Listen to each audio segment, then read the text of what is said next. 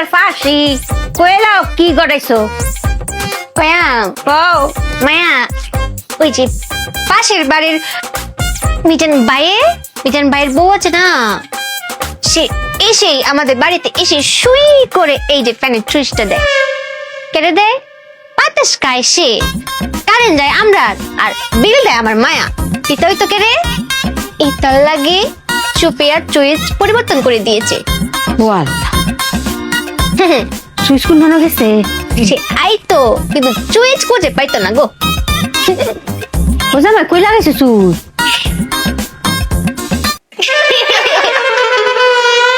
মায়া এটা কেউ জানতো না, চুই যদি তো না ফ্যানও ঘুরতো না, মিটারে কারেন্ট উঠতো না, টাকাও দেওয়া লাগতো না। ভালো করছি না মায়া? খুব ভালো হয়েছে, খুব বাক্কা লাগাইছো, খুব ভালো হয়েছে। ফ্যানটা চালাইছো নি লাগাইয়া।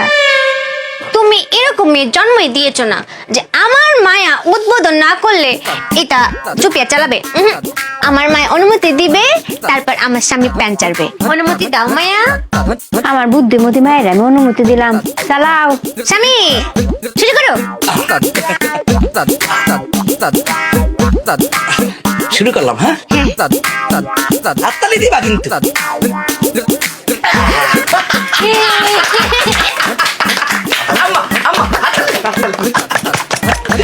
তালি ভালো করছি না মায়া? তব্দা লাগিয়ে দিয়েছি কিন্তু। মায়া মায়া বাতাসটাও মনে হয় আগের চেয়ে বেশি হয়েছে। মায়া তুমি এত ব্যাককল কেরে যে বুদ্ধি কাটিয়ে কথা বলতে পারো না? প্যানের চুইচ ছিল কোথায়? ওই দূরে।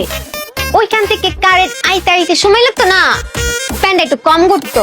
এখন চুইচ দিয়েছি কোথায়? প্যানের কাছে। প্যান যেখানে চুইচ সেখানে, কারেন্টও সেখানে, প্যান এখন বেশি করে তব্দা লাগিয়ে দিয়েছি না মায়া? আমার মেয়ের জামাই কত বুদ্ধি গো। বুদ্ধির সুর দেখলে বুদ্ধি বায়া বায়া মনে পড়ে কারে মাথাতে। তো জামাই ফ্যান এখন একটু বন্ধ করো, বেশি ঠান্ডা লেগে পড়তেছে, বন্ধ করো। বন্ধ করুন। করো। আচ্ছা,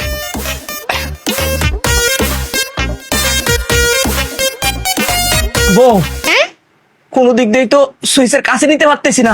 আমার তো মনে হয় ঘড়িটা ভেঙে যাবে। তুমি পারতা না, কি করবা? আমাকে করতে হবে। চুপিয়া একটু অ্যাঙ্গেলে মারো। হ্যাঁ, হ্যাঁ, হ্যাঁ। মায়া প্যান তো লাঠি কে ফেলবে? লাঠি ভেঙে যাবে না?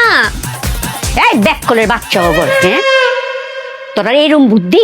সুইচটা তোর মাথার উফরে লাগাই রাখো, ফ্যানের উফরে। হ্যাঁ, শ্বাসটা বাটি আছে, বন্ধ করবে কেমন এই বুদ্ধি?